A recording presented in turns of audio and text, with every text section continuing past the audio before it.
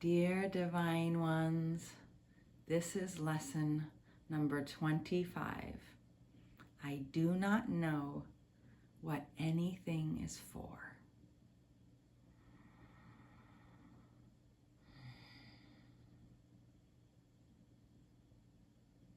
Purpose is meaning. Today's idea explains why nothing you see means anything. You do not know what it is for. Therefore, it is meaningless to you. Everything is for your own best interest. That is what it is for. That is its purpose. That is what it means. It is in recognizing this that your goals become unified. It is in recognizing this that what you see is given meaning. You perceive the world and everything in it as meaningful in terms of ego goals. These goals have nothing to do with your own best interests because the ego is not you. This false identification makes you incapable of understanding what anything is for.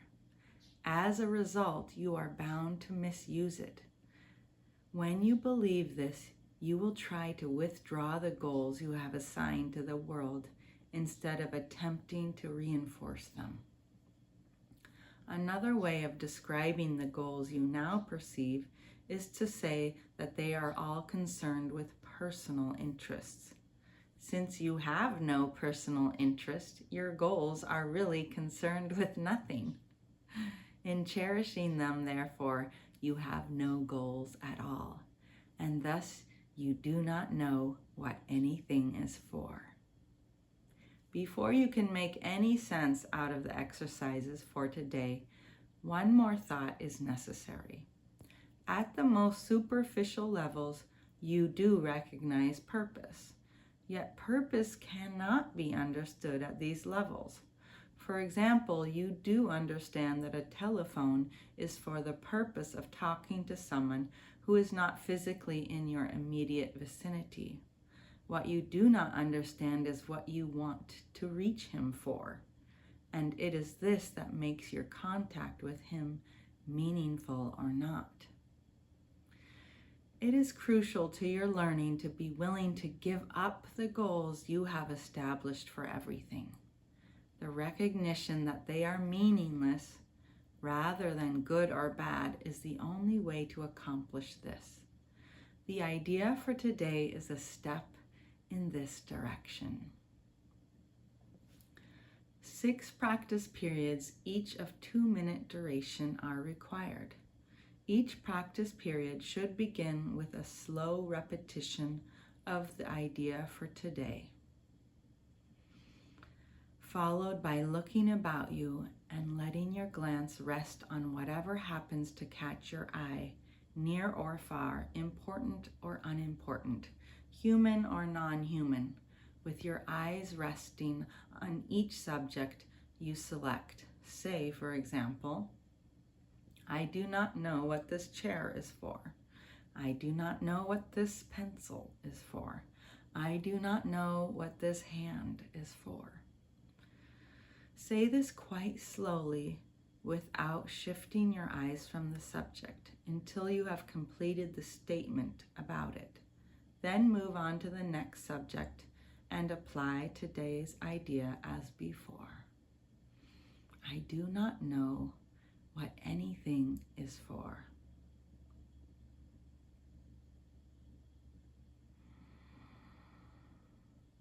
So taking some time here to practice this. Looking about you, I do not know what this is for. I do not know what that is for.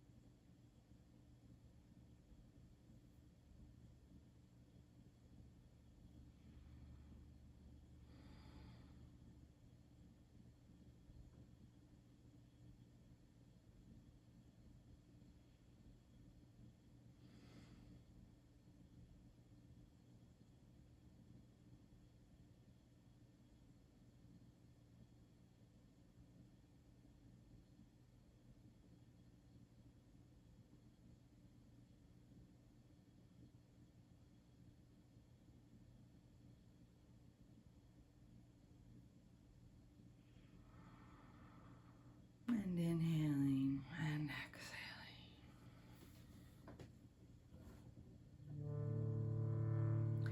I do not know what anything is for. I do not know what anything is for. I do not know what anything is for. I do not know what anything is for. I do not know what anything is for. I do not know what anything is for. I do not know what anything is for. I do not know what anything is for.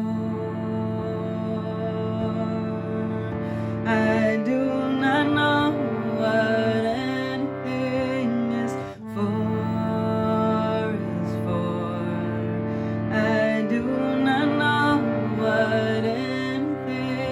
is for. I do not know what anything is for. I do not know what anything is for. I do not know what anything is for. I do not know what anything is for. I do not know what anything is for.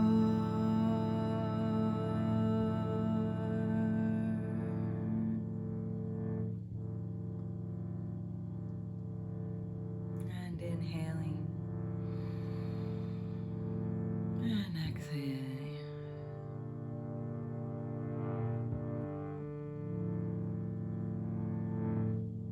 So when we're using the ego or the personal interests, when that is who we're looking through or the teacher we're following, then we don't know what anything is for.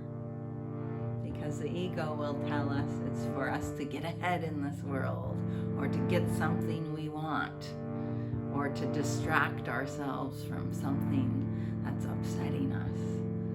We'll turn anything into a goal to keep ourselves from the true goal. What is the true goal? What is the true purpose of everything? Is to help us awaken, to return home. So what if in every situation, in every object, every person, every experience you're in, can you remember the purpose is to awaken? I think it would change everything that we do. And also it makes the little decisions in life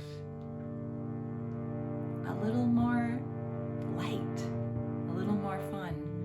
Should I go here today or should I go there? Well, in terms of awakening, doesn't matter. So might as well enjoy yourself. Because otherwise, if you have the ego's world and this world's interests as your goals, then nothing will be good enough. And we're always moving on to the next thing, because it won't satisfy.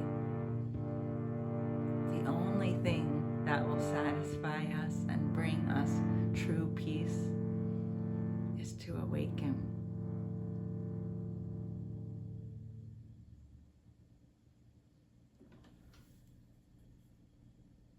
I look forward to being with you again tomorrow.